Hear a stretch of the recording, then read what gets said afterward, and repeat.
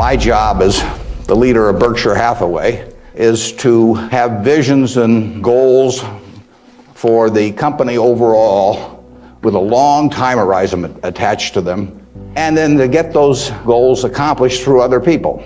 That's what it's all about. I can't do it myself, so I have to know where I want us to get to. I have to see over the next mountain if possible, but then I have to get a lot of other people to look over that mountain with me and really do the job. I mean, they are the ones that get it accomplished. So it's getting things done through other people. Now, Berkshire is like many large corporations in certain ways, but it's really quite different in many ways. We have over 150,000 people now working for Berkshire Hathaway in dozens of companies throughout this country primarily, and even abroad a little bit. We have exactly 15.8 people in headquarters, and Deb Ray came down with me today, so we've only got 13.8 there today, and we're probably working just as well with those 13.8 as we would if Deb and I were in the office. But that's an unusual organization. We have dozens of operating managers, CEOs of their businesses, out there running them today, and they do it without any direction from the home office except for one very limited piece of direction that I give them, which I'll get to in a second. But we have these people, and they're an unusual group of people running these businesses because most of them have sold their businesses to us, and they're very, very wealthy. 3/4 of our managers do not need to work financially. They have no reason financially to work.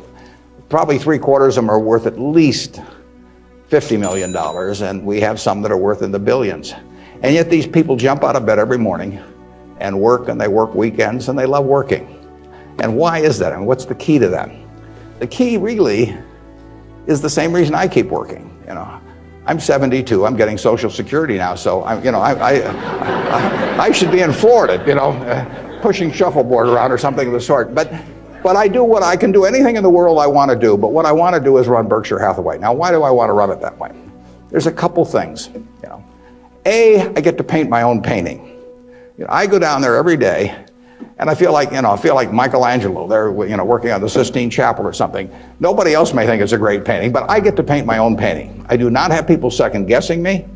I do not have people saying, why don't you use a little more red paint than blue paint? Why don't you paint a seascape instead of a landscape? I get to do my own thing. It's a form of creativity. It's exactly like somebody feels it's a professional golfer or somebody feels it's a painter. They're not doing it for the money, primarily. They're doing it because they like doing something well, and that it happens to be down the route of their talents. And the second thing I like, frankly, is I like applause. I like appreciation. So I like having shareholders who feel good about what I've done. I mean, I have a 96-year-old aunt, and her husband went to the University of Nebraska too, and she has all her money in Berkshire Hathaway, and she counts on me. And she's out in Palm Springs now, and her whole net worth is in Berkshire. And I've got cousins, and everybody in our family has got all their money in Berkshire. And so those people are counting on me, and that's kind of fun to have something where you can actually deliver for other people and change their lives in positive ways. As a matter of fact, we had a couple that nobody had ever heard of up until a few years ago. The Othmers in New York, they came from Omaha. Not sure which high school she went to in Omaha, probably South High. They left $750 million when they died. Nobody had ever heard of them. And I think a substantial portion, went right here to the University of Nebraska. It was probably a total surprise to the university when they got, I don't know, you probably got 150 million or so. Yeah. Well, you should thank the Othmers, but nevertheless, you see the money, you see good things happening out of it. So it's fun. I mean, it beats playing golf every day or something of the sort. So I say, if that's what turns me on, what's going to turn on these managers that are out there running things like Clayton Homes, or we've got a company, Flight Safety, that trains more pilots than anybody in the world. Flight Safety is run by an 85-year-old man, Al Yulshi. Al started the company with $10,000 in 1951.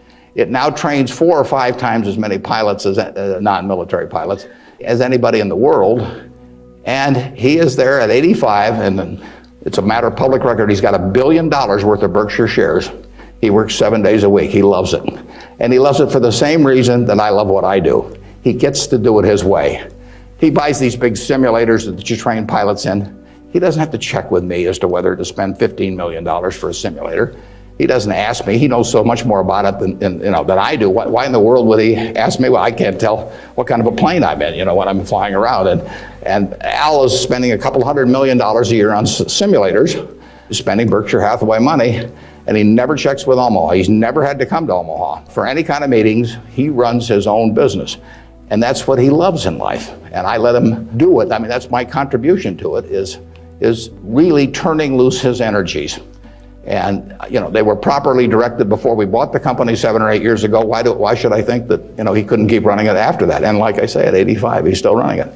The second thing that our managers like, in addition to this painting their own painting, is they too love applause. I report in my annual report accurately what they have accomplished, but they accomplished a lot. You heard Susan Jock, I think, some weeks ago here. Susan came to Borsheim's, and she was making $4 an hour.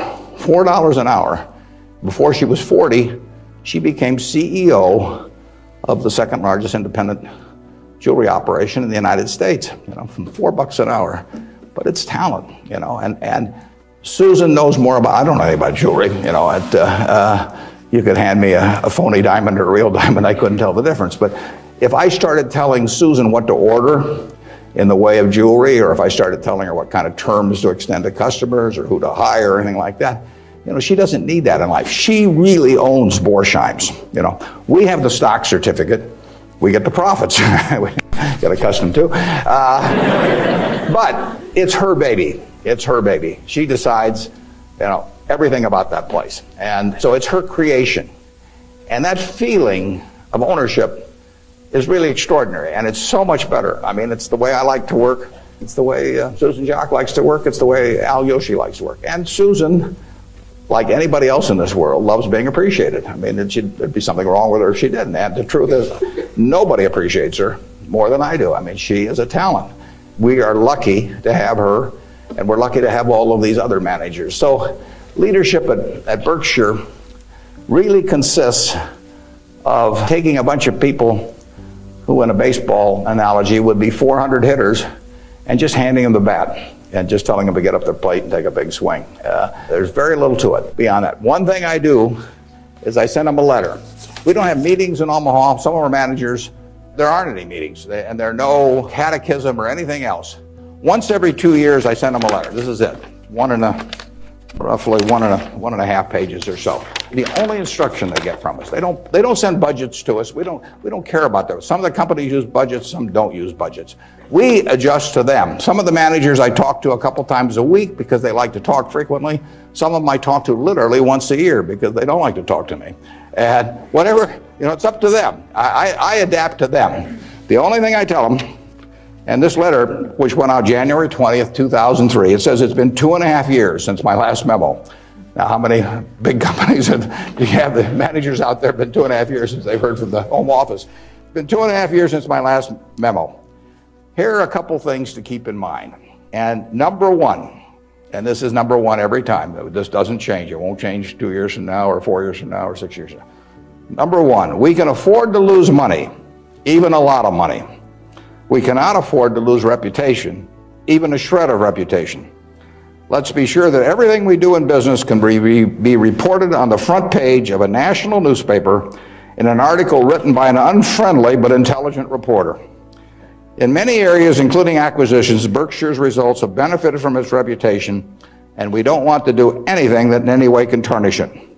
Last year, Berkshire was ranked by Fortune as the 4th most admired company in the world. This year, we were 3rd in the United States. They just published it. It took us 37 years to get there, but we could lose it in 37 minutes. And that's the message. I mean, we can lose money. It does, nicer to make money, but we'll figure out ways to make money. But we can't lose a shred of reputation, because you don't get it back. And you can, I said 37 minutes, but you can lose it a lot faster than that. You can lose it in 5 minutes. And in fact, I was talking to Bruce coming in, and he did some work around Salomon Brothers, and I went back there 11 years ago because this firm, it had the 2nd largest balance sheet in the United States at that time. It was a preeminent firm on Wall Street. John Goodfriend, who ran it, had his picture on the front of Business Week as the king of Wall Street. And in April late in April 1991, he made a fateful decision. It was reported to him that an employee down the line had flim-flammed the U.S. Treasury, had broken some rules, tried to play games with him. And John did not report that fact to the Treasury or to the Federal Reserve or to the SEC or to anybody else. He didn't do anything wrong himself, but he got behind the curve. He didn't report it.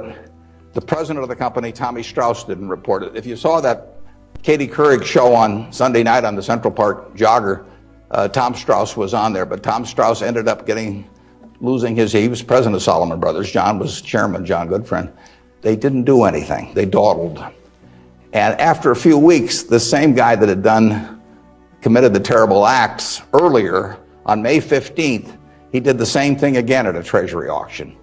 And now they were in this terrible pickle because they'd known about this on about April 28th, that this guy was a bad actor, and they hadn't done anything. And now on May 15th, he does the same thing again. And now if they go, they start feeling if they go and talk about it, that people will say, well, why weren't you in here before?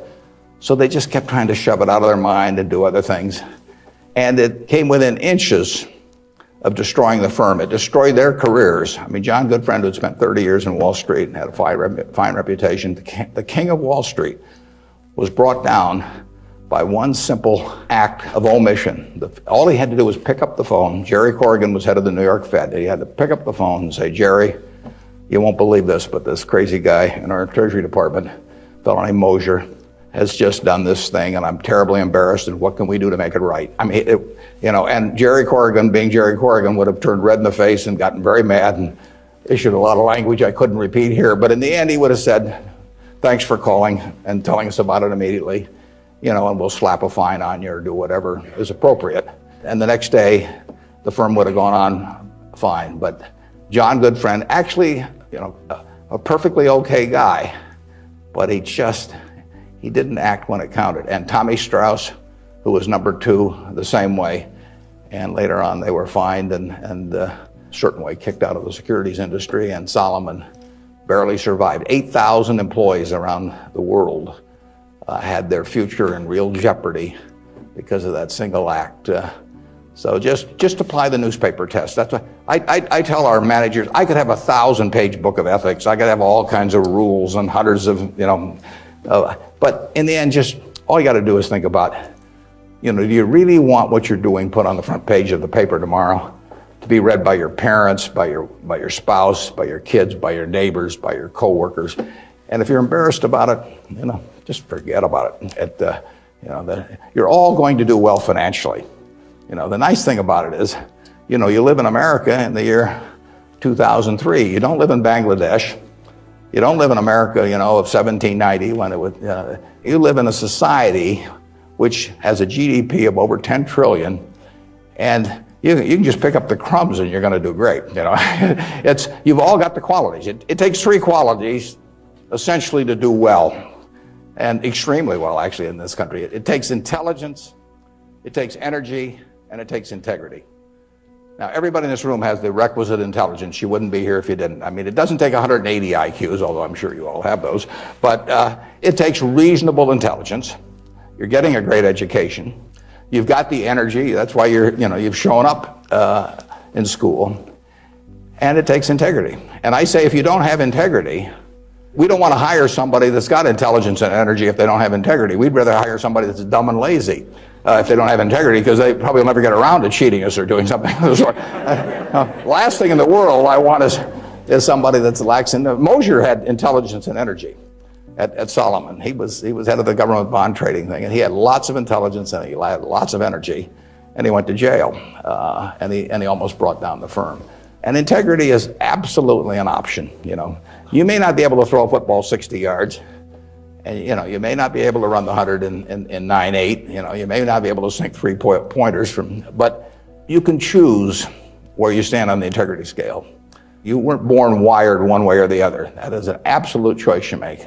The heroes I've had in life have been the people that I felt stood out in that respect. My number one hero was my dad, but I've had other heroes, Tom Murphy, Ben Graham, people like that. The reason I admired them was not because they were the smartest people in the world, although they were plenty smart. And it wasn't because they made the most money. That meant nothing. it's really because I felt they were the classiest people that I ever met in my life. I mean, I saw them behave over year after year after year in a way that I could write their story on the front page of any newspaper, and even in an unfriendly tone, and I could not do anything that would embarrass them in the least. They behaved extraordinarily well. And having the right heroes, is terribly important. You tell me who a 10-year-old's heroes are, and I can give you a pretty good prediction about how they're going to turn out. You want to choose your heroes very carefully, because you're going to look like them at some point, and you're lucky if you've got the right ones. I'll give you an aside, and then we'll get on to your questions. But it's something, you're not parents yet, most of you, but when you're a parent, you are the natural hero of your child. I mean, you're this great big thing, or there's two of you great big things, and there's a little tiny child dependent on you, really.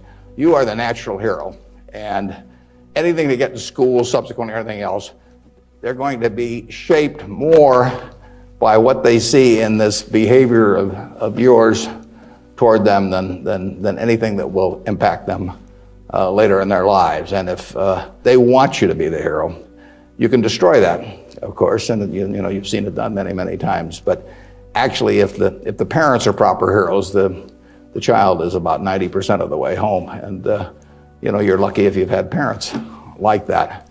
And you can be that to your children, or you can be something else. And you're shaping that person. It's nice to learn accounting when you get to Nebraska, but the behavior model that you take on is incredibly important. When I came down today, it's been 54 years since I drove down what was then the Highway 6, the Cornhusker Highway, to come to Lincoln to school. And even then, there was a lot of nostalgia attached with it, because my father had attended the University of Nebraska in the 1920s. He was editor of the Daily Nebraskan, and one day a young woman from West Point, a student, came in to apply for a job as a reporter on the Daily Nebraskan, and my father not only hired her as a reporter, but he married her shortly thereafter. So both my parents attended here. My grandfather on my mother's side was here in the 1890s, and so a lot of good things have happened to me because of the University of Nebraska. I received a terrific education here. I was telling the dean the most valuable thing I learned here, but I learned a lot, but the most valuable was accounting, and we had a wonderful professor named Ray Dean. There may even be something named for him down here, isn't there? Yeah, he was, I'd been to the Wharton School. I went to Columbia Graduate School subsequently, and I took a lot of accounting courses, but by far the best instruction I received in accounting came from Ray Dean, and there's nothing more important. People ask me what they should take in business school, or even if they don't go to business school, what they need to know before getting in business, and I tell them, you have to understand accounting. It's the language. I mean, it's like being in a foreign country without knowing the language if you're in business and you don't understand accounting. So you want to get as comfortable with that as you are with the English language. It's made me a lot of money, because I listened to what Ray Dean had to say 53 or 4 years ago, and have been able to understand what I was seeing on pieces of paper, what that told me about businesses, and the limitations of what it told me about businesses. But that's the way we invest. Yesterday I was in Knoxville, Tennessee, and we bought a company. We agreed to buy a company called Clayton Homes about a week ago. It's a big company in the manufactured home business. We agreed to pay $1.7 billion for it. I made that deal over the phone without ever meeting the people there, but I had seen enough through reading 10Ks, 10Qs, annual reports, but looking at figures, what they tell me in terms of the kind of people even running the place, the kind of accounting decisions they make and so on. I was able to make that $1.7 billion transactions over the phone. Yesterday was the first time I'd met the people, and their board of directors had actually approved the deal a week earlier. I couldn't have done that if I hadn't have had a great time in Ray Dean's class 53 years ago. So if I'm going to tout one thing, aside from this particular leadership class, of course, if I'm going to tout one thing, I would tell you that get comfortable with it. It may not happen the first week or the first month in the class, but but get very comfortable with accounting. So I run into CEOs periodically who really don't understand it. And they try to bluff their way through. You can see in their faces, they're frightened almost when somebody hands them a balance sheet or an income statement. They really don't know what it means, and they have to count on somebody else. And that's something you shouldn't count on. We make all our acquisition decisions ourselves. I mean, we don't call in consultants or anybody. We don't call in investment bankers, much to their disgust. No investment banking fees in the Clayton Homes deal, because it's my responsibility running Berkshire to understand enough about our acquisition decisions to make them based on the numbers that I see and what I see there. This course, however, is about leadership. And I'd like to talk just for a minute about that. And then I'd like to really talk about whatever's on your mind, and we'll get questions. But, leadership obviously it's a very simple thing in concept. Let's talk about what's on your mind now. Good morning. When you were rejected from Harvard Business School, there's obviously somewhat of a failure in your mind. How do you adapt to your failures in life to make you more successful? Yeah, well, that's a very good question. How do you turn failure into a plus? It's true. When I was at the University of Nebraska, one day I was reading the Daily Nebraskan, and it said in room 300 or something, at 3 o'clock there will be this panel of 3 professors here at the university, and they're going to award the Nathan Gold Scholarship. I don't know whether you still have that around. And at the time, it said it would give you $500 to go to the graduate school of your choice. I don't know whether it's changed in amount, but that was it. So I read this, and I went there to this room at 3 o'clock that day, or whatever it was, and I walked in the room, and there were the professors, and I was the only student that showed up. I mean, it really got to them. I mean, they were stuck. They kept waiting and looking at their watch and hoping there'd be more candidates, but no one came in. So I won $500 by default, and those are usually my biggest triumphs when nobody else shows up. And so here I was. I had $500 to go toward it wasn't limited as any graduate school for a master's degree. So I applied to Harvard. My dad wanted me to. And I shortly heard from Harvard, and they said, go to Chicago and meet this fellow who interviews applicants from the Midwest. So I got on the train, and that's what you did in those days, and I spent about 10 hours on the Burlington going to Chicago. Then I transferred to another little interurban train to go up to this country day school where this fellow was the headmaster, and he was the big interviewer for Harvard. And I got there, and after about 10 minutes, he said, better think about something else. He come back later on. I was 19 at the time, and I looked about 12, and I acted about 8. So it was not a great combination. So he said, forget it. So I took the little interurban train back to Chicago, and I took the 10-hour train back to Omaha, and all the time I'm thinking, what do I tell my parents? It's kind of embarrassing. But it was the luckiest thing that ever happened to me. Because if I'd gone to Harvard, I would have gone to a 2-year business school. I instead applied to Columbia, where I could graduate in 1 year and get a master's degree. Luckily, by the accident of it and being in the Nebraska National Guard, which did not get called up for the Korean War, I missed going in the Korean War. I got to meet Ben Graham, which had an enormous effect on me subsequently. And I probably got my wife that way because she was going to Northwestern, and I was able to put on sort of a full court press because I got out in 1 year, and otherwise she'd have met some other guy. I mean, I got her before the competition showed up, and so it worked out wonderfully. It couldn't have worked out better. That's been my life, basically. I mean, things, you will get some disappointments, but the future is what counts. It'd be fun if I knew every decision I was going to be perfect. It would not be as much fun. It'd be like playing golf and knowing you're going to hit a hole-in-one on every hole. You wouldn't play golf if every time you got on a tee, you just took a swing and the ball ended up in the hole. It'd be fun for a few days and you get on TV, but the game would not be any fun. So it's failure, and I wouldn't even consider them failures, but they're mistakes or whatever you want to call them. They're part of the game, and in the end, you go on, and we've made plenty of mistakes in business. We'll make plenty more. And the Babe Ruth, and for a long time, It subsequently got eclipsed by a few fellows, but he held the record for strikeouts. He also held the record for home runs and was the highest paid baseball player until the modern era came along. So it's part of the game. If you take big swings, you're going to miss sometimes. But the Harvard thing, you'll get a kick out of this. They invited me back to the 25th anniversary of this class to talk to them, and I went back. It was kind of embarrassing because this was the 25th reunion, and the class was talking about the next 25 years to these alumni that were back after 25 years. And my job was to talk about the next your financial future in the next 25 years. This was in, whenever it was, in the mid-70s. And right before me on the program, Masters and Johnson were talking on the next 25 years of their sex lives. So nobody stayed around for my talk. But that night at the alumni meeting, the fellow who was president of the class stood up and said, we're big enough to admit when we make mistakes around here, and we turned this guy down and threw him back in the water. And so now we'd like to make him an honorary member of the class. So they did it, and they voted, and everybody voted for it. And I stood up and I said, I recited the story that I told you.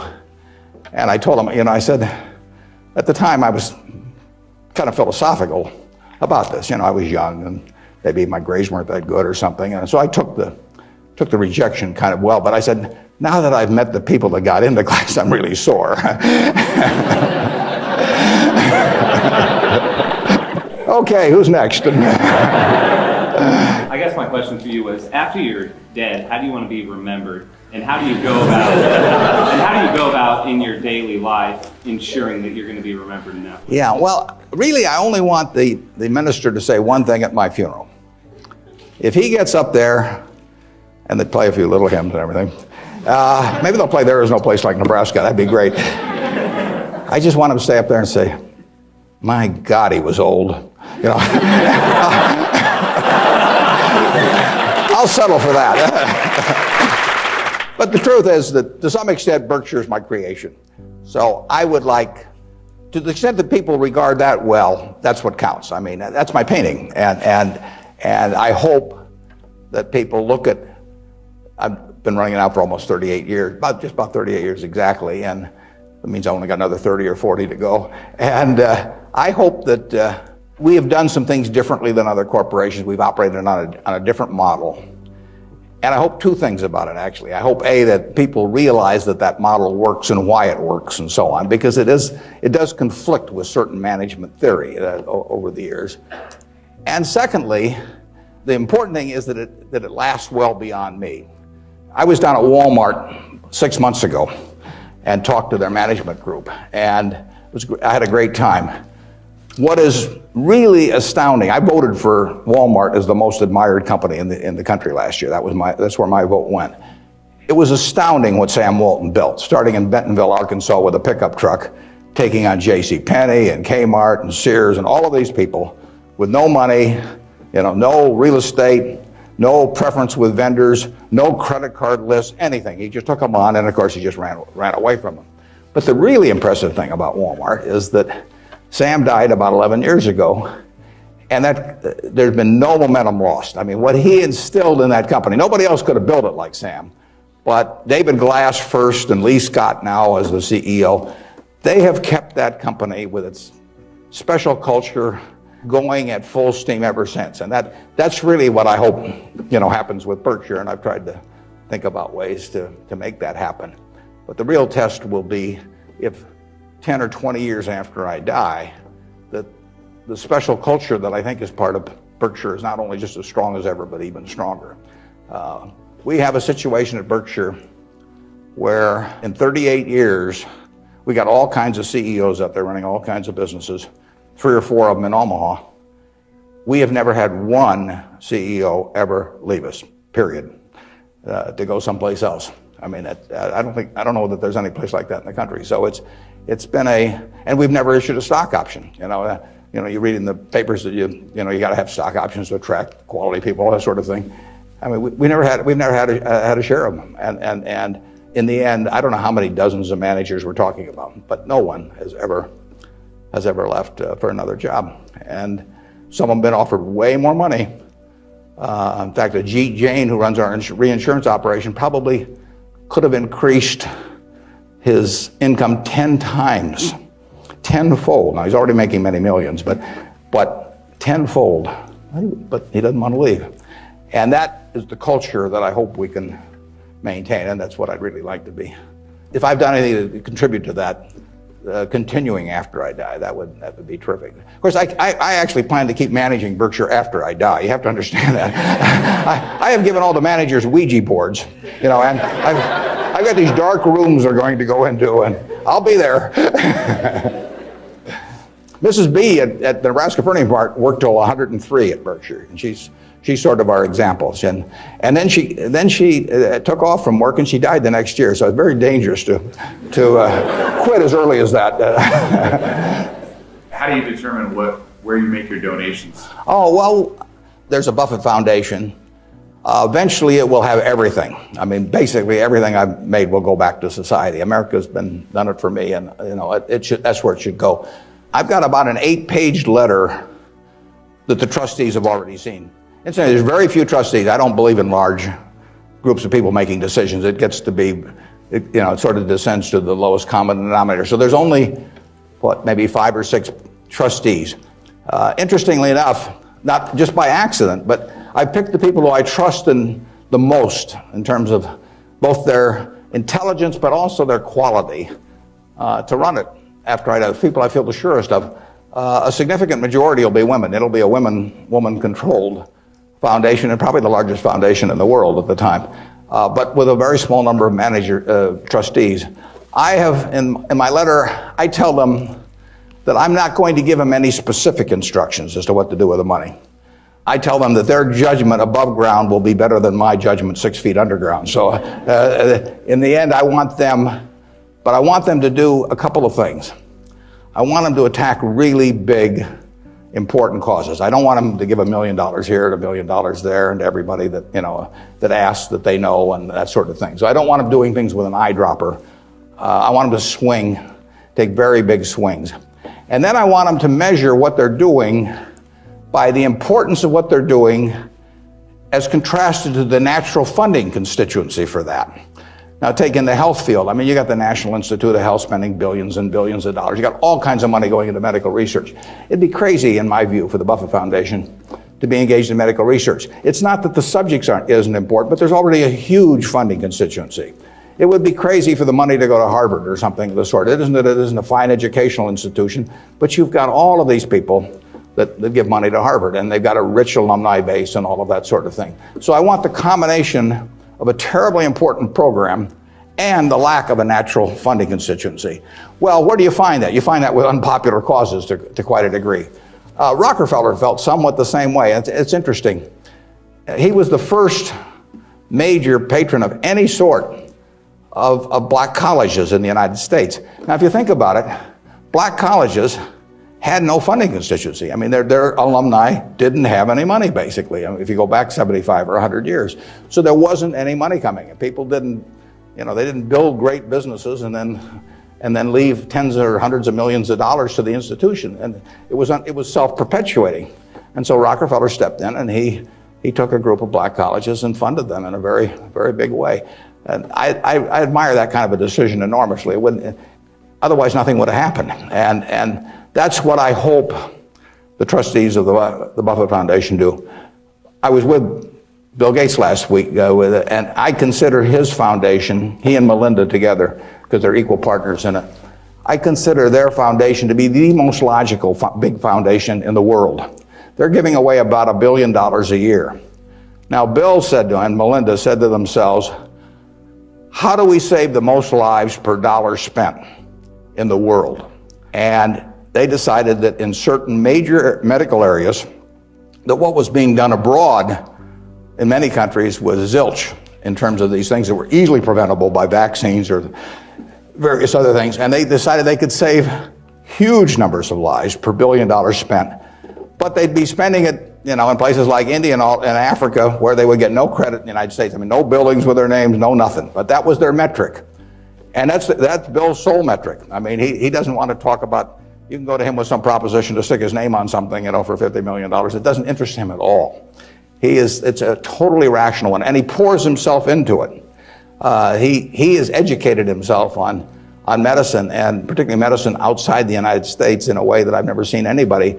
And I've got the good news for you. This you should write down. On May 2nd, on public broadcasting, there will be a program with Bill Moyers. Bill Moyers is interviewing him, and Bill explains his philanthropic thinking.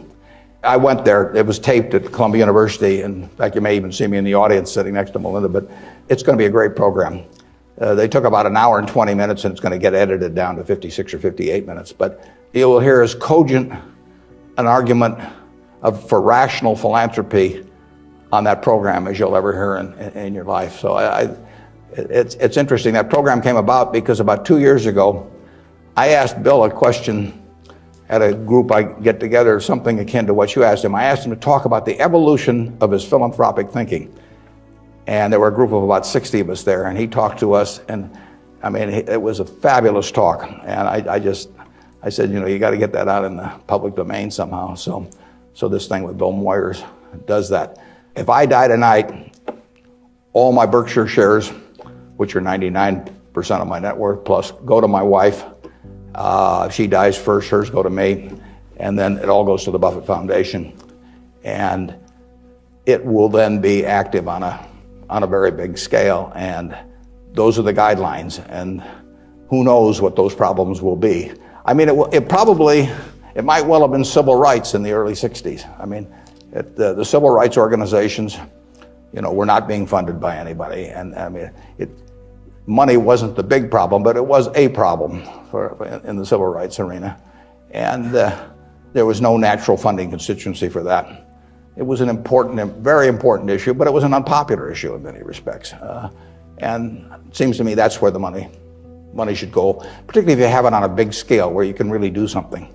Depends when I die, but you know, 10 or 15 years from now, the foundation could really, I mean, it could have a lot of money. And so they could do some things that nobody else could attempt.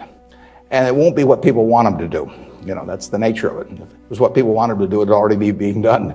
The interesting thing, the contrast between business and philanthropy is interesting. In business, I swing at easy pitches. I stand there at the plate, and if I like pitches 1 inch above my navel, right in the center of the plate, I can wait and wait and wait because there's no called strikes. You know, as long as that bat's on my shoulder, nobody's calling a strike. If the pitcher throws me General Motors at 36, IBM at 82, Microsoft at 25, and I don't swing, it's not a strike. It's not a hit either, but it's not a strike. Only when I swing is it a strike. So I wait for easy pitches.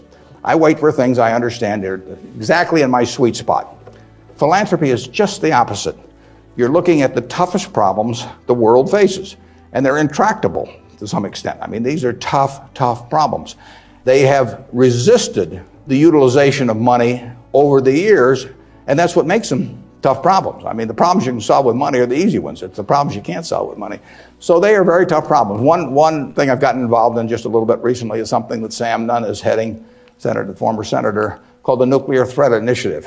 And Sam Nunn, who is as well informed as anybody in the world on the subject and articulate and everything, is working on the problem of the nuclear materials and or nuclear talent that exists around the world that might become available to terrorists or to governments to impose on the rest of the society. And there are vast amounts of uranium and lesser amounts of plutonium, and there's a lot of unemployed Russian scientists and so on. So this is something that Ted Turner actually set up a couple of years ago and got Sam to handle. And because AOL Time Warner stock, which was being used to fund it from Ted, has gone down a lot in price. They've run short of money. So that's something I'm involved in. It doesn't, it's not something that has any popular appeal. You can't send out something and get hundreds of thousands of people to respond. But that's the kind of thing that I think the foundation should be doing. Question is, with the government considering eliminating the double taxation on dividends, would that change our attitude at Berkshire toward paying dividends, and what sort of decision-making framework do we have about whether we pay dividends or not? Berkshire, I took it over in 1965, and we paid 10 cents a share one year. It happened in the late 60s. I can't remember it. I blocked it out of my mind. I must have been in the men's room or something, because that was the only dividend we paid. The determination is very simple on dividends. is, can we retain $1 or $1 billion or whatever the amount is of earnings and have that dollar become worth more than $1 in immediate present value? Now, even though it may not get used for a few years or something of the sort. In other words, is that dollar worth more than $1 if kept in the business? Forgetting about taxes entirely. Let's assume a total tax-free society in terms of dividends. And the answer to that so far has been yes. We have kept the dollars that we've earned, and we have created more than $1 of market value for every dollar we've retained. And as long as we can do that, it's silly to pay out $1, even if it's not taxed, and put it in my pocket, where it's still only worth $1 if I can create more than $1 worth of value in the stock. So we have done that now for a lot of years. It doesn't mean we can do it forever, but we've done it for a lot of years, and that is the test. And you will find in the back of the Berkshire Hathaway annual report, which we'll be glad to send to any of you. It's on the internet also. But you'll find in the back of the Berkshire report something that isn't in any other report that I know of. It's something called the Economic Principles of Berkshire Hathaway. That's been in the report every year now for at least 20 years. And those principles don't change. That's why they're principles, and it's why I'm willing to lay them out. I mean, if I act in conflict with those principles, I expect the owners to call me on it. But I look at the investors in Berkshire as my partner. Now, I'm the managing partner. They can't, because I own so much stock, they can't do much about me. So they ought to know what the game is if they join us. And that doesn't mean everybody wants to join us, but they ought to know what the rules are. Just as if you and I were starting a partnership and I was going to run it, you'd want to know, how we were going to conduct business and what my thoughts were and what my time horizon was. Would we ever sell? Would I make distributions? All that kind of thing. So those principles cover this point you raised. I don't forget whether it's the third or fourth one or something like that, but it's explained there, and I want people to I want our owners to understand it. I mean, I look at every owner when I write my annual letter to shareholders, which takes me an ungodly amount of time. I mean, it's miserable, but nevertheless, it's important because it is the one time a year I'm talking to my partners. And when I started out, I actually mentally put Dear Doris and Bertie, because those are my sisters, and they have all their money in Berkshire. They're smart, but they're not financial types. I mean, they're not spending their time on that. And I essentially want to be talking to them as bright people who don't know a lot of financial jargon necessarily, but they're interested enough that they'll read a lot because they got all their money in it. So I don't have to worry about keeping it short or anything like that. If I'm talking about their money, I've probably got their interest. And I take that off at the very end, and then I take off Dear Doris and Bertie, and I put to the shareholders of Berkshire. But I want to tell them exactly what they're in. I want it to be just as if our roles were reversed. That's always the test. If Doris and Bertie were running the place, and I was living in Carmel, California, like Bertie is, what would I want to hear from them, the managers? And one of the things I'd want to hear is just exactly the question that you asked. What is your attitude about distributing money from the company? Because I get to make that decision along with the board of directors, and they don't. And some managements withhold money that really belongs to their owners because they like building a kingdom. Some of them, do it out of fear or anything like that. I think I'm doing it for a rational reason, and I want to explain that reason, but I tell them how to test me on that too, because I think I should be tested. And it's a very important relationship that really has deteriorated over the years, in my view, between management and owners. I mean, you've seen in the last 10 years a slippage, in my view, of the behavior of American CEOs. I mean, obviously all kinds of exceptions, but it's very interesting because they're not crooks or anything, most of them. There's a few, and they've gotten a lot of publicity lately. But nevertheless, they have behaved as most humans do. They've sort of picked up the behavior of those around them. That's why it pays to hang out with people better than you are. I mean, if you hang out with people better than you are, you'll become better yourself. Everybody behaves better that's around my wife. I mean, even including me, starting from a low base. But she just has that effect on people, and other people pull you down. I mean, when I was in the National Guard and we would go to camp, in about an hour I was reading comic books. Pretty soon everybody's reading comic books. And the language, every other word becomes some form of profanity. Everything. You just sink. Well, what happened to American CEOs in the 90s is that the behavior, the situational ethics, sort of caused behavioral norms to sink. I say it's a little like how Mae West described her career. She said, I was Snow White, but I drifted. And American management drifted to quite a degree during that period.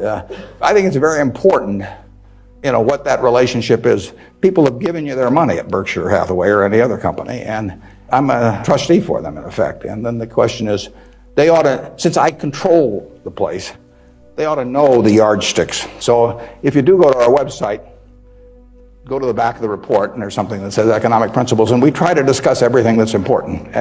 And I tell them I'm going to put them in there every year so that they can hold me accountable.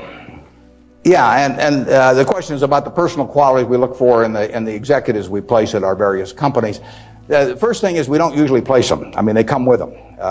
We don't have anybody to place. So I have the problem occasionally, if somebody dies, or to replace a CEO. But most of our CEOs came with the deal. Clayton Homes, which we're buying, comes with Kevin Clayton running it. We will put no one in there.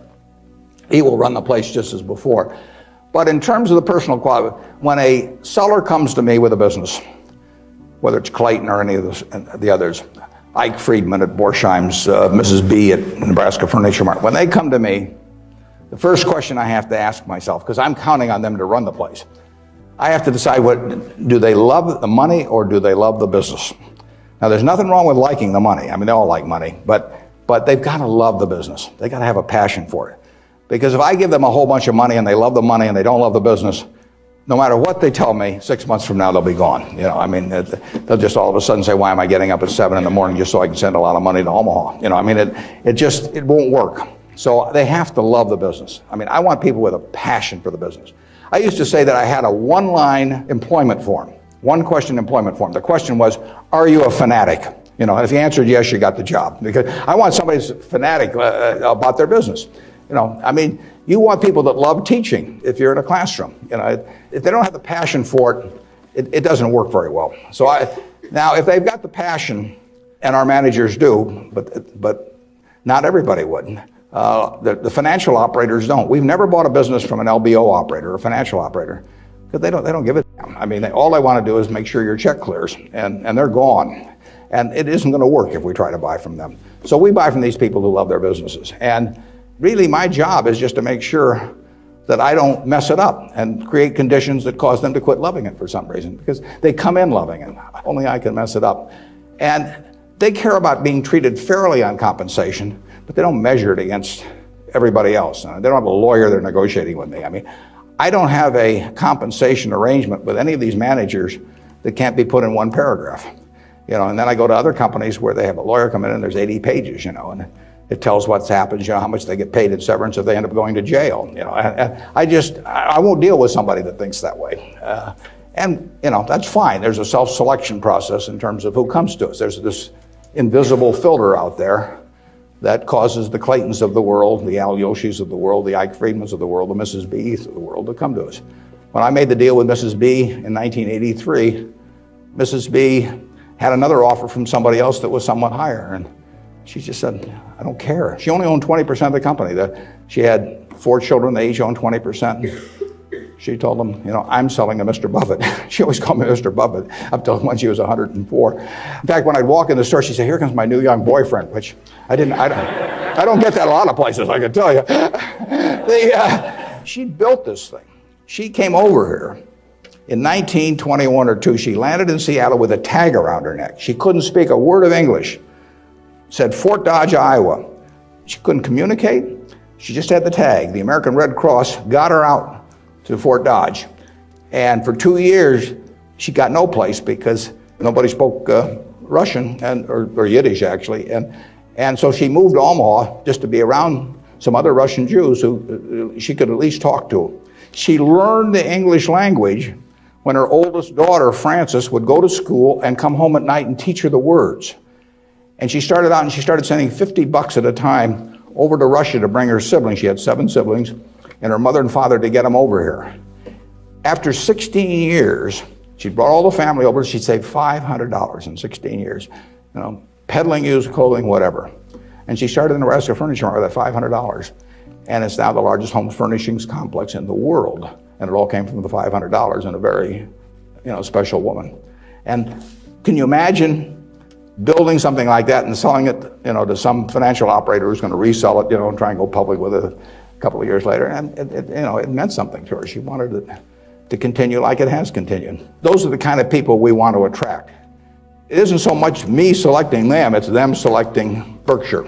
I mean, that's the key. And frankly, we've gotten to that position in this country where the people that do care about their businesses, good-sized businesses, there's no second choice besides Berkshire. We get them. They come to us. We had a woman, Doris Christopher, come to us last year. Doris Christopher, in 1980, had 2 little girls, lived in Chicago, lived in a probably $20,000 house, and she and her husband both worked. She's looking for something to do to make a little extra money. She thought about catering and decided that would take her away from the kids too much. So she decided that what she knew best, though, was she'd been a home ec teacher. She knew cooking, and she knew the kitchen and what was useful to people. So she borrowed $3,000 on her life insurance policy. That's all she had. She went down to the merchandise mart in Chicago and said, what's the least amount of this utensil or that utensil a manufacturer would sell? Usually a dozen. And she took them home, and then she got the idea that she would hold these parties, essentially, in people's homes. And so she arranged with a woman in suburban Chicago to hold the first party. She almost turned back. She started driving there, and she thought, oh, they'll laugh at me, and I'll knock the stuff over, and they won't buy. And what you do. She was very unsure of herself. But she went there. She sold, I think, $175 worth of goods that night. She sold me her business last year. That business made $140 million pre-tax from this $3,000 investment. That woman had a passion for her business, and she understood her customer, and she loved her customer, and she loved the people that worked with them. She's got 67,000 associates. It's called the Pampered Chef. Some of you may have been to a Pampered Chef party. Almost 1 woman out of 10 in the United States bought something from us last year. And unfortunately, I have to acknowledge that she probably didn't understand accounting that well, but she understood her customer, and she understood people. She likes people. I met her one time, but when she wanted to sell her business, there wasn't anybody else to sell to as far as she was concerned. She came to Omaha. We made a deal in a few minutes. The compensation deal took us, 15 seconds. She's running the business. I've never been there. They're in Chicago. I hope they're there. We paid a lot of money for this. Someday we'll buy a business and there'll just be some guy in a closet someplace saying, what figure shall I send Warren this month? But I've never been there. I've met her, and I've seen the results of what she's done, and she is in love with the company. How do I value the business that Berkshire acquires? Well, the first thing I have to decide when somebody calls me is valuing this business within my circle of competence. I don't know how to value Microsoft. I don't know how to value Oracle. If Larry Ellison calls me or Bill Gates calls me, and they don't, but if any of those, I don't know, or biotech or anything, I wouldn't know how to value it. I'd wish them well and tell them, I think it's worth twice as much as they think it is, but I'm just not in the mood to buy today. I don't know. So it has to be within my circle of competence. My circle of competence is, businesses I can understand. And when I say understand, I don't mean understand how to use a computer or not use a computer in terms of a computer company. I mean understand what the economic characteristics of the business are and what the company's really going to look like in 5 or 10 or 20 years. Bill Gates will tell you that if he were investing, he would buy Berkshire rather than Microsoft because it's so much easier to understand what our businesses are going to look like, whereas he's in a business where you're going to really have to be doing things differently over time. So I know that Wrigley's is going to be the number 1 chewing gum in the country. I know Snickers is going to be the number 1 candy bar in the country 10 years from now. It's been the number 1 candy bar for 40 years. You don't have to be very bright to understand that when people lay out 50 cents for something that they stick in their mouth, that they're not about to experiment. So we try to look at businesses we can understand. Now, I got a call a year and a half ago from a fellow, I never heard of him, in Denver. His name was Craig Ponzio. Craig called me up and never heard of him.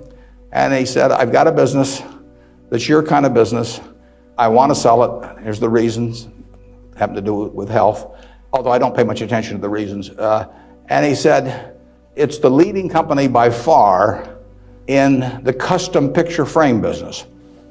And he said, let me tell you why it has what I call durable competitive advantage. That's what I call a durable competitive advantage. He said, let me tell you why it has it. He said, there are 18,000 people that frame pictures in the United States, little mom and pop operations. Every town, Lincoln will have a half a dozen, Omaha will have a dozen. and they frame pictures. I go over to get a picture framed, I hand it to somebody, I say, I follow their judgment. I say, biggest thing I want is I want a good-looking frame. I want it back soon. I want quick delivery. Well, with 18,000 people in that business and a zillion kinds of picture frames, nobody can carry a big inventory because they don't do that much business. I mean, it's not Walmart or something of the sort. Craig Ponzio graduated from a little school up in Wisconsin, went to work in a tiny little firm that made these things. 5 or 6 years later, bought the place when it was doing $3 million a year. It now does $300 million a year, and it totally dominates the wooden custom frame business. Why does it dominate it? It dominates it because it calls on these 18,000 people. It has a sales force calling on them 6 or 8 times a year, and it has 22 plants around the country that can get the frame that the custom framer orders 85% of the time. If they order it by 5 o'clock today, they'll have it by 3 o'clock tomorrow afternoon. Now, think of that coverage. That's what the customer wants. They don't care whether they pay $83 or $88 to get the thing framed. You've got something you want done, and you want it done fast. And that little custom framer, those 18,000 people, they want happy customers, and that means speed of delivery and certainty and all of that. You couldn't build a distribution system to compete with us. I mean, just think of trying to build a distribution system starting from scratch that would take that business away from us. It can't be done. Well, Craig explained that to me in about 15 minutes. I'd never thought about the custom frame business, but I've framed pictures or had people frame them for me, and I understood the power of that. That was a Monday. I said, I think we can make a deal. So he came on Wednesday. He came at 9 o'clock and he left at 10 o'clock. We've had a deal. I've never seen him since. He got the money promptly thereafter. He wasn't going to come to the annual meeting last year, but his wife was sick. He'll probably come this year. He's a good guy. And no one can knock us off in that business. Every time I buy a business, I say to myself, if I had $1 billion and I wanted to go in and compete with these guys, could I knock them off? If you gave me $1 billion and you told me to dislodge Snickers as the #1 candy bar in the country, I don't know how to do it. If you tell me I got $1 billion and I got to make it, or $5 billion, and I got to make it so that Wrigley's, Spearmint, Double Mint, Juicy Fruit, all of those get knocked off the top-selling gum list, I can't do it. Now, if you give me, $1 billion and tell me to knock off all the ladies' apparel shops in Lincoln, I'll make mincemeat of them very fast. I mean, I have a very good business myself, but I can destroy them. And the real test is, can some idiot with a lot of money destroy the business you've got if he decides to compete with you? And we try to buy businesses where no matter who comes along, they've got this durable competitive advantage. Those are the 3 words that count. And you can make that. You may be able to make that decision about companies that I can't make that decision about. They have to be pretty simple for me. But we buy things that, we have Fruit of the Loom underwear. Are people going to quit wearing underwear? Well, who knows? But we sell 44% of all the men's and boys' underwear that goes through Walmart and all of the mass merchandising chains. We got the lowest costs around. Fruit of the Loom is a name that's been around since 1850 or 60. If you can buy 3 pairs of shorts from us, or 6 pairs or whatever it is, for $5.50 and nobody's going to sell them cheaper, why are you going to buy anything else? So we'll own that unless we mess it up some way. We've got a very potent advertising slogan there. We cover the asses of the masses. That sort of gets to it, doesn't it? Yeah, up there. Okay, yeah, the question is, since I say 1 or 2 years doesn't make much difference in business, but longer term does, how do I apply that in my life? Well, I could probably give you some terribly philosophical answer on it, but the truth is I get up every day and just do what I love doing. And I want people around me to have good experiences, but the truth is I don't spend most of my time thinking about that. I mean, I spend most of my time thinking about what can I do to keep Berkshire going the way it has gone. But I will tell you how to apply that, and it works reasonably well, I think, at Berkshire, because we get this self-selection of people that join in. I mean, we have created a working environment where in 38 years nobody's left that runs it. So I do feel good about that, obviously. I feel good about the results of the investors and, the Othmers and those people. I mean, actually, I think a fellow may write a book about what's happened with all the money that all these different people have made in Berkshire. But I'll tell you the test on that, and it's a terrific question. When you get to my age, you will not measure how well you've done by how much money you've got. I guarantee you that. You'll all do fine on money anyway. I mean, think about it. 7 hours a day, you're in a bed. You got exactly the same mattress I've got. If you don't, we'll sell it to you at the furniture mart. You know, I mean, so that, I mean, we're on a parity. I can't outdo you, you know, in terms of my sleeping enjoyment. You can match it by buying this mattress, which we'll give you a special price on. Just mention my name. We eat at the same places, you know. We eat at Dairy Queen, particularly if you're in my position because we own it. But we eat at McDonald's and Burger King, and when I leave here, I'll stop by a fast food place on the way. So our eating experiences are the same. We travel the same. I mean, I had a 10-year-old car up till about a year ago, you know, and it just doesn't make any difference to me. And they all work. We live in a place that's warm in the winter and it's cool in the summer, and we watch the Super Bowl on big screen TV. You do it, I do it. You know, we dress more or less the same. I mean, I pay more for my clothes, but they look cheap when I put them on. So we're really on we're on a parity. Yeah. So the money isn't going to be that big a deal. Everybody in this country is going to, you know, with the intelligence this group has and the energy you have, you're going to do well. So what's the difference? You know, what really counts? Well, I would say that you will measure, health is enormously important, and that's a matter of a fair amount of luck. I mean, you know, I'm not shortchanging it. I'm just saying you can't do too much about that. But you will measure your success in life by how many, and to extent, whether it's the people you want at 70 or whatever the age may be, you'll measure it by how many of them really love you, you know, in the end. You can't buy love. I mean, it doesn't work. You can buy sex, you can buy testimonial dinners, you can buy your name on buildings, you can do all kinds of things. But love is to be lovable. It's kind of irritating, actually. If you got a lot of money, it'd be more fun to just write out a check for $1 million.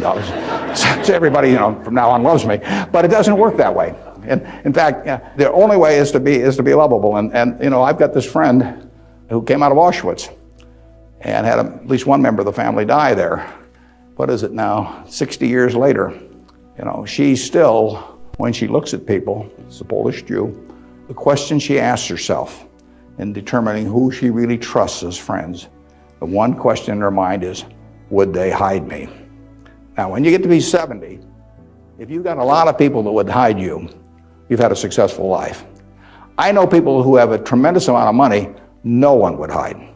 Their own kids wouldn't hide them. I mean, they really wouldn't. I mean, their business associates wouldn't, or anybody else. If it really came down to it, they don't have anybody's respect. They've got their attention maybe with money or something of the sort, but nobody loves them. My friend Tom Murphy at Cap Cities TV, I mean, dozens of people would hide Murph, you know. All kinds of people would hide my wife, you know. Ben Graham, a lot of people would hide. My dad would have had a number.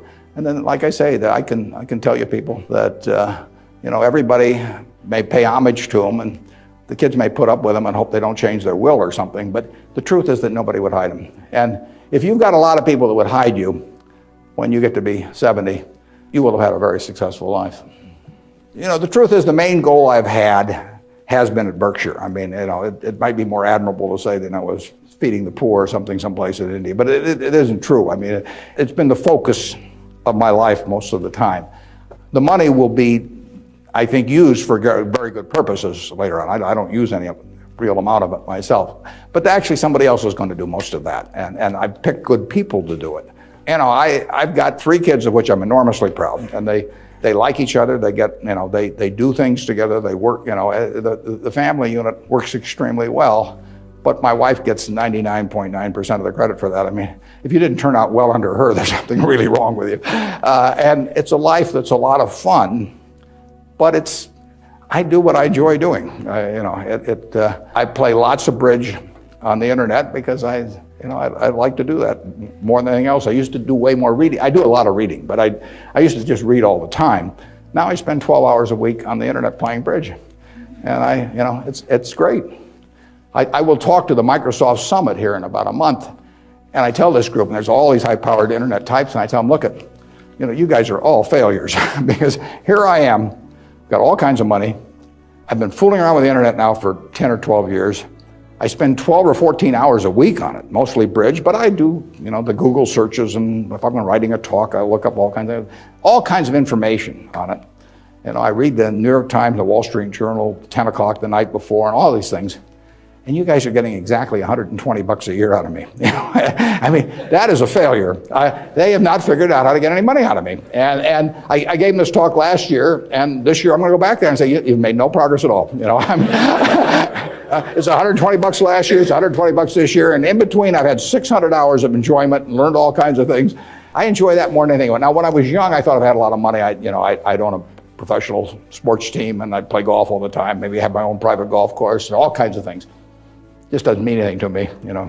I have something where 365 days a year, everything is good. I work around terrific people. One of them is here today that came with me, that drove me down. And I get to select the people I work with. That's a huge, huge luxury. I mean, literally, just think of if you had to work for a boss you couldn't stand, or work around people that cause your stomach to churn. It just would, it'd be miserable. So the ultimate luxury really is doing something every day that you love doing with people that you love doing it with. And I've got that by accident to some extent. I say if you take on a job just to make a lot of money and it causes your stomach to churn, and you go home at night and kick the dog and all that sort of thing, that's a little bit like marrying for money. It's probably a bad idea under any circumstances. But if you're already rich, it's crazy, right? If I marry for money, I would have my head examined. What's it going to do? And we're lucky in this country. We won what I call the ovarian lottery when we were born in this country. It was 4 times or likely you would have been born in China, just about as likely you've been born in Bangladesh. You're born in the greatest society in the world, so make the most of it and have a good time. Yeah, it's a good question. Why do I stay in Omaha? Well, I love it. And my grandfather went to Central High, my dad went there, my wife went there, my kids went there, and now my grandchildren are there. My grandchildren say they have the same teacher that my grandfather had. There's continuity, there's friends, there's all kinds of things. There's no disadvantage to being in Omaha. I like it in New York when I'm there, I've got a house in California, I get around some, but I can't imagine anything better. What doesn't it have? I have a home. I've never sold a house in my life. I have a home I moved into in 1958. So I've been there, 45 years or so. I'm 5 minutes from the office. I moved into the office in 1962. I've been in there 41 years. We've just gotten so we take a whole floor. It's taken us 41 years to where we can use a whole floor. Kind of discouraging. But there I am, 5 minutes from the office. Everything's easy. And it all works. I've known the doctors all my life. I've known everybody. I feel connected. My aunt taught in the public school system in Omaha. I've named a scholar prize that I give after her. But it all means something. And I've lived in New York for a couple of years. I lived in Washington, D.C. for some years. I never felt that kind of connection at all. And there's absolutely no disadvantage. I get the same information. Actually, with the internet and Bloomberg and all of that, no one can get any information any faster than I can get it, and there's just no downside. And I think it's been a terrific environment for my kids to grow up in. My kids have grown up in a neighborhood, perfectly normal neighborhood. No fences around it, no golden ghettos or anything of the sort. They've gone to an integrated public school. School that's probably had between 20 and 30% black students for 75 years. They have great teachers.